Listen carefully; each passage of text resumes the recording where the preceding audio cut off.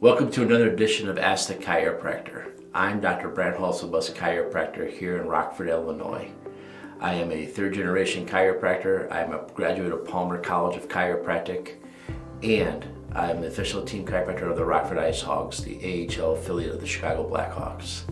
So we do these little things called Ask the Chiropractor because somebody will come to me during the week with a question about chiropractic. And this is my attempt to answer those questions.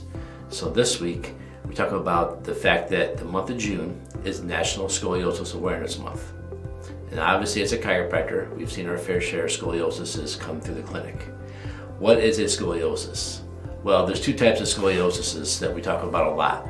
One is called idiopathic, and then the other one is a functional scoliosis. So let me describe it. Let me describe what a scoliosis is first. A scoliosis is an S-shaped curve of the spine. And what happens there is you usually have one curve going to the left, one curve going to the right in order to balance out the spine. It usually takes up the majority of the thoracic, where your ribs are, and your lumbar spine. Now the differences between the two.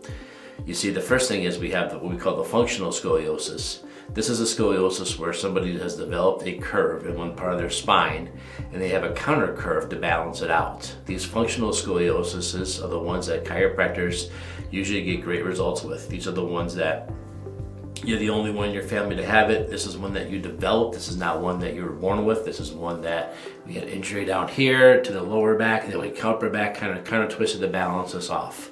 That's what we call functional scoliosis. Now, an idiopathic scoliosis.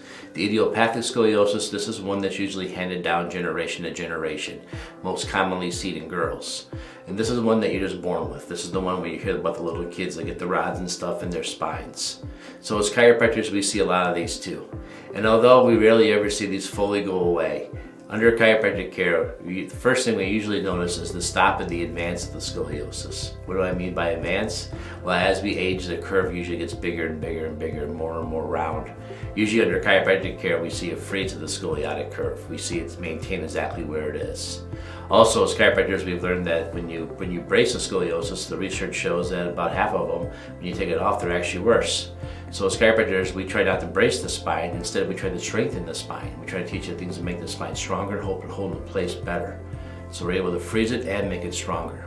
The next thing we're able to do, a lot of times we're actually able to reduce it. A lot of times under chiropractic care, especially with a unique series of x-rays that we'll take, where we try to actually x-ray you, see how we can twist and turn you to try to make the spine look straighter in the x-ray, and then we learn those motions, and then we learn how to take care of that spine better by learning those motions. So if we can twist and turn you and make your spine straight again, then we know which forces will work the best on you in order to take better care of you. So that's what we do here as chiropractors. So does chiropractors cure scoliosis? Chiropractors can definitely make a scoliosis bigger, better, and stronger, but as far as curing it and making it go away, those cases are not as common as other cases. Yes, there has been documented cases where people have gone to the chiropractor with a scoliosis, and after receiving chiropractic care, had the scoliosis resolve. I believe those are probably more functional scolioses, where there was an injury and you bent to the left and you got kind of twisted to the right and you kind of created a scoliosis. As far as the idiopathic scoliosis that took care of itself under chiropractic care, I find those cases to be a little bit more rare. Not to say they don't exist, but I find them to be a little bit more rare. And we definitely have some more advanced techniques and advanced ways to take care of scoliosis than we used to. With the advent of imaging and stuff like that, we're able to come up with better theories and better principles to make things work better.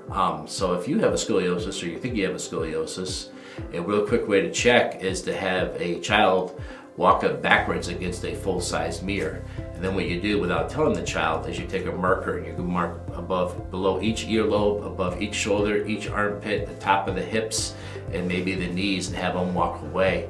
In theory, those lines should all stay fairly level, but if you have one higher on the left and the next one higher on the right, then we start to wonder whether or not there is a scoliosis. Now, the only true way to tell scoliosis is to have an x-ray taken of your spine. I know even myself, back when I was in elementary school, they did a thing where they had to, reach over and then come back up, and I was told I had a poor spine. Then I let the examiner know that my father was chiropractor of the year that year. They had me do it again. It turns out I'm okay.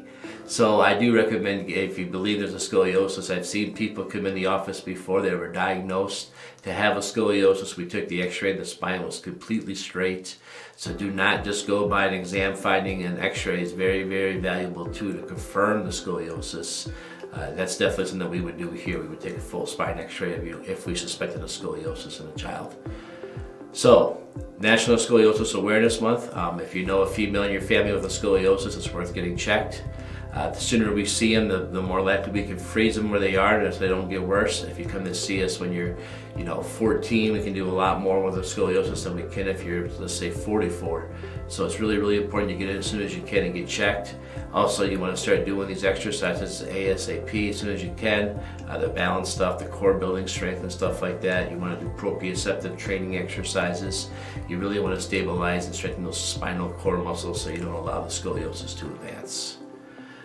So that's it. That's what I know to talk about Scoliosis Awareness Month. So if you're in the Rockford area and you want to get checked, stop by the office. We have one of those mirrors and we have some markers. We'll be happy to take a quick check on you. If you're not in the Rockford area, most local chiropractors would be happy to do a quick scoliosis screening for you to see whether or not you should proceed with the x-rays. If you need help finding a chiropractor, you just go to chiropractic.org. You'll find a member of the International Chiropractic Association there. Otherwise, you can always just go to like my college, Palmer College of Chiropractic. You can find a doctor there too, and they'll find you a Palmer graduate in your area. So any other questions or problems, let us know. This segment is called Ask the Chiropractor. So if you have a question about chiropractic or chiropractic care, please leave a comment below. Please shoot us an email. Please visit us at rockforddc.com, rockforddc.com, and you can leave us a message there also. And maybe next week when we come back, you'll be asked the chiropractor topic of the week. Other than that, stay healthy, stay strong. Remember, if you have a question about chiropractic, ask a chiropractor. Don't ask anybody else. Only a chiropractor has education in chiropractic. Most family doctors have no idea what we do, and they're a tough one to ask. No more different than I have no idea what a dentist does when he fills a cavity. I would ask a dentist about a cavity, not a chiropractor. Have a great day. We'll talk to you next time. Thank you.